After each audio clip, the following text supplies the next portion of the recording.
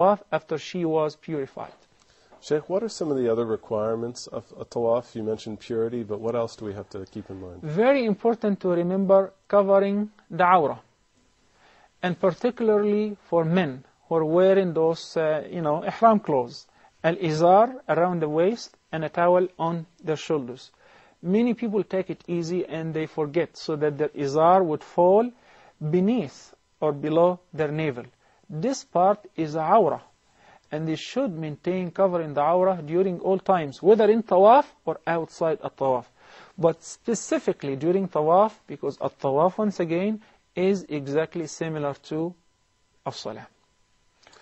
And Shaykh, is there anything in terms of the actual what we do in tawaf? I mean, we know that we're walking around the technical Kabah. part. What's Yes. the technical issues there? It is very, very interesting.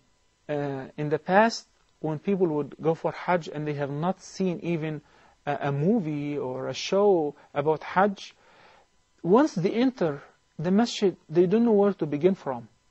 There are hundreds of thousands of people just making tawaf, and they get lost.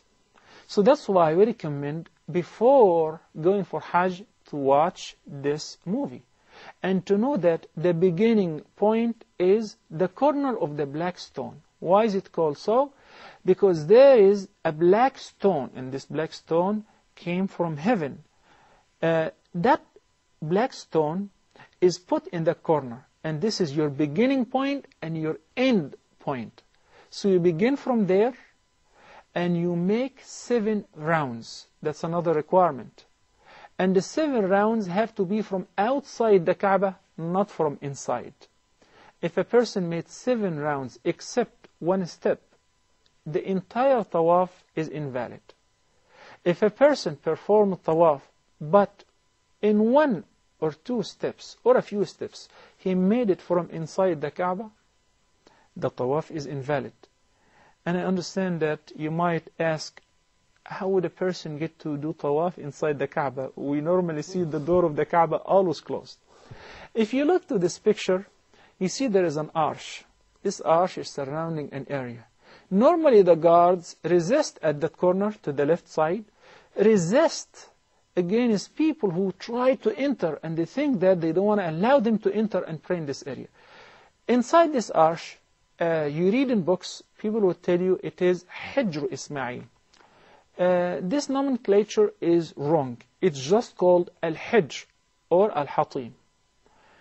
Al-Hijr is a part of Al-Kaaba. How do we know that? The Prophet ﷺ informed us that when the Meccans came to reconstruct the Kaaba, they didn't have enough financial means, which they made certain that any money would be put in the construction of the Kaaba has to be from lawful sources. So they did not take any money but the halal. So when they didn't have enough to build the entire Kaaba, they were short, and they just built it up to there, and the rest was surrounded with that arch. So inside that arch is considered as a part of the Kaaba. Maybe there's a reason for it. The Prophet ﷺ said that to Aisha, may Allah be pleased with her, that had it not been the case that your people are still very close to the time of ignorance, I would have demolished the Kaaba and reconstructed it on the old foundations of Ibraheem and Ismail, peace be upon them. But he didn't do it for the sake of the integrity of the entire community, and they were just new to Islam. Sheikh, before we go on, we're going to take a quick break. We'll get back to this issue of talking about the requirements of a tawaf. Please stay with us. Assalamu alaikum.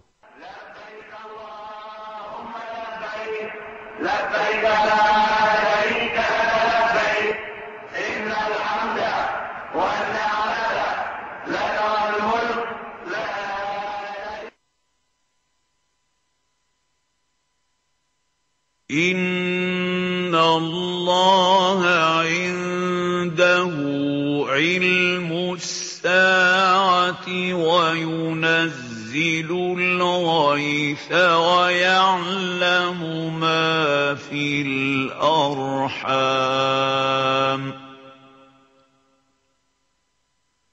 وَمَا تَدْرِي نَفْسٌ نفس ماذا تكسب غدا وما تدري نفس بأي أرض تموت إن الله عليم خبير. Indeed, Allah has knowledge of the hour and sends down the rain and knows what is in the wombs.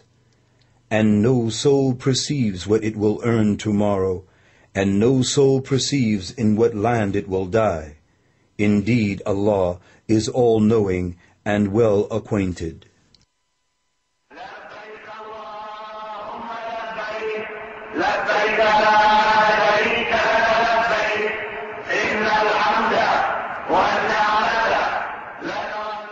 Assalamu alaikum and welcome back. We're talking about a tawaaf. I wanted to ask, when you deal with the issue of starting the tawaaf at the corner of the black stone, obviously when there's so many people there, you might enter the other side of the masjid, you have to join the flow of the tawaaf. Is that permissible to do, and do you just wait till you reach that point to make your intention, and the same applies for exiting the tawaaf?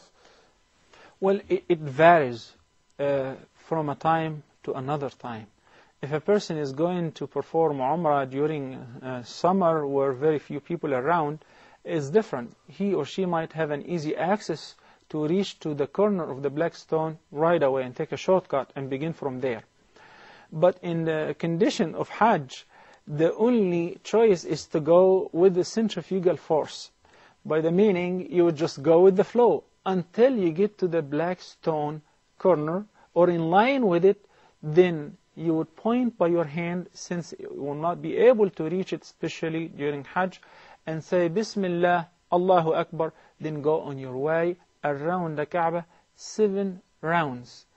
And your end point will be once again the black stone corner, not a step before it.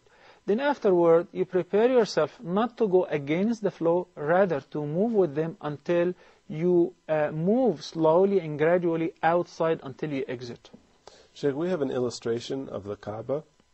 I know you mentioned the part called a Hijr, but it's known also as Hijr Ismail. Could you explain where it got this name and what the mistake is here? There is actually false information, and I'm confirming that this is not true. Some people think that Prophet Ismail was buried there, and this is not true. This Hajj is sacred and considered as a very valuable part, because for ordinary people, they may pray inside the Kaaba. This is actually a part of the Kaaba, and that's why I once again emphasize, you should never try in the middle of your tawaf to enter. If they open the door, for instance, for any moment, you should not enter until you completely finish 7 rounds around the Kaaba. Any step you take inside while you have not finished your tawaf, in fact, you did tawaf inside the Kaaba, and that's invalid. Sheikh, what about if the iqamah for salah is called while you're making tawaf?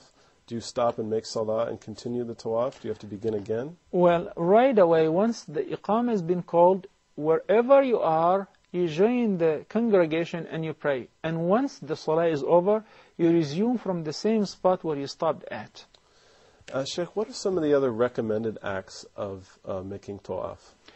We stated that number 1 is beginning by the black stone.